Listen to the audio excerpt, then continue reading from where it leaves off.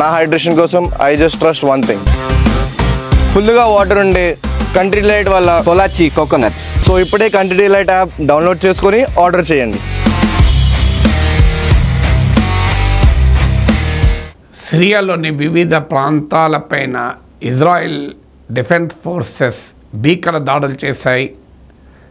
మీకు సిరియాలోని కనీసం 5-6 లొకేషన్స్ పైన ఇజ్రాయెల్ బాంబులు వేసింది.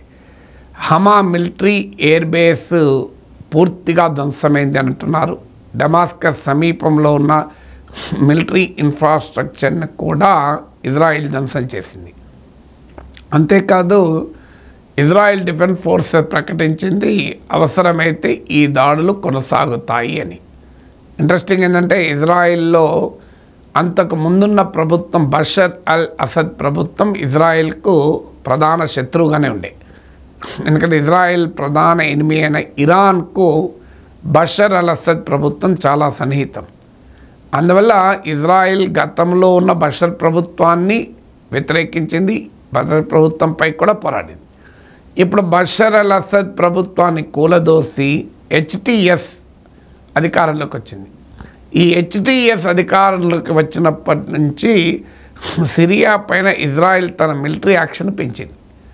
హెచ్టిఎస్ అధికారంలోకి వచ్చిన వెంటనే గోలన్ హైట్స్, ఇజ్రాయెల్ సిరియా బార్డర్లో ఇజ్రాయెల్ గతంలో అక్యుపై చేసుకున్న గోలన్ హైట్స్లో మరింత లోపలికి తోసుకొచ్చింది ఇజ్రాయెల్. 1974 అగ్రిమెంట్ ప్రకారం యుఎన్ బఫర్ జోన్గా ఉన్నటువంటి ప్రాంతాన్ని కూడా ఇజ్రాయెల్ ఫోర్సెస్ ఆక్రమించింది. అంటే ఇజ్రాయెల్కు సిరియాకు మధ్య గోలన్ హైట్స్లో కొంత ప్రాంతాన్ని యునైటెడ్ నేషన్ బఫర్ జోన్గా ప్రకటించి డీమిలిటరైజ్ చేసింది. అంటే అక్కడ ఏ బలగాలు ఉండకూడదని. కానీ ఎప్పుడైతే సిరియాలో హెచ్టిఎస్ అధికారంలోకి వచ్చిందో ఇజ్రాయెల్ ఆ బఫర్ జోన్ కూడా ఆక్రమించేసి ఇప్పుడు సదరన్ సిరియా మొత్తం సిరియా బలగాలు ఖాళీ చేయాలి, ఇజ్రాయెల్ సరిహద్దు వెంట ఉన్న సిరియా ప్రాంతంలో సిరియా మిలిటరీ బలగాలు ఉండకూడదు అని ఇజ్రాయెల్ శాసిస్తోంది. దీనికి ప్రధానమైన కారణం ఏంటంటే సిరియా ప్రభుత్వము ఆ దేశంలోకి హోస్టైల్ ఫోర్సెస్ శత్రు బలగాలను ఎలో చేస్తుందని. ఎవరి శత్రు బలగాలు? ఇజ్రాయెల్కు శత్రు బలగాలను ఎలో చేస్తుంది. ఎందుకంటే మరి ఎందుకు ఈ మాట ఇజ్రాయెల్ అంటుందంటే సిరియా పైన తుర్కీ ప్రభావం పెరుగుతుంది అన్నది ఇజ్రాయెల్ అంచనా. ఓపెన్గా అంచనానే కాదు, ఇజ్రాయెల్ ప్రకటించింది కూడా ఏంటంటే Syria is fast becoming a Turkey protectorate అని. అంటే తుర్కీ ఆధీనంలోకి సిరియా పోతుంది కనుక తుర్కీ సిరియా నెక్సెస్ ఇజ్రాయెల్ సెక్యూరిటీకి ప్రమాదము అని ఇజ్రాయెల్ వాదన. అందుకొరకు ఇజ్రాయెల్ వెళ్ళి తుర్కీ పైన సిరియా పైన దాడులు చేస్తుంది. మీరు గమనించండి, ఇజ్రాయెల్ దూకుడు చూస్తే ఇజ్రాయెల్ గాజా పైన భీకర యుద్ధం చేసి 50,000 మందికి పైగా చంపింది. దానికి జస్టిఫికేషన్ ఏంటి? ఇజ్రాయెల్పై హమాస్ దాడి చేసి అన్యాయంగా పౌరుల్ని పొట్టన పెట్టుకుంది, 1,200 మందిని కొంతమంది హోస్టేజ్గా తీసుకున్నది అని చెప్పి ఆ కారణం చూపి గాజా పైన భయంకర యుద్ధం చేసి 50,000 మందికి పైగా ప్రజలు చిన్నారులు చనిపోయారు. గాజా కంప్లీట్గా శిథిలమైపోయింది. లక్షలాది గాజా జనాభా మొత్తం నిర్వాసితులయ్యారు. ఇది ఇక హిజ్బుల్లా పైన ఇలాగే దాడి చేసింది, సౌత్ లెబనాన్ పైన. దానికి కారణం ఏం చెప్పారంటే మా సరిహద్దు ప్రాంతాలపైన హిజ్బుల్లా దాడులు చేస్తున్నది, దీనివల్ల కొన్ని వేల మంది ఇజ్రాయేలీలు తమ ప్రాంతం నుంచి ఖాళీ చేసి వెళ్లాల్సి వచ్చింది, అందువల్ల మేము హిజ్బుల్లాపై దాడి చేస్తున్నామన్నారు. ఇరాన్ పైన ఎందుకు దాడి చేశారు అంటే ఇరాన్ హమస్కు హిజ్బుల్లాకు మద్దతు ఇస్తుంది కనుక మేము దాడి చేశామన్నారు.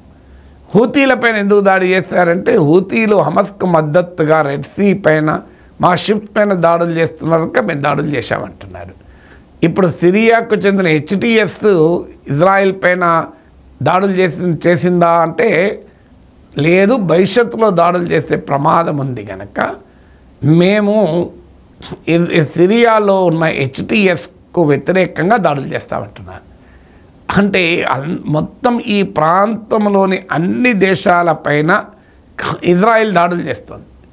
మరి ఈ రకంగా వెస్ట్ ఏషియాలో అమెరికా బలాన్ని చూసుకొని ఇజ్రాయెల్ ప్రతి ఒక్కరిపైన దాడులు చేస్తే ఇక శాంతి వెస్ట్ ఏషియాలో ఎలా సాధ్యమవుతుంది అనే ప్రశ్నకు ఆన్సర్ లేదు.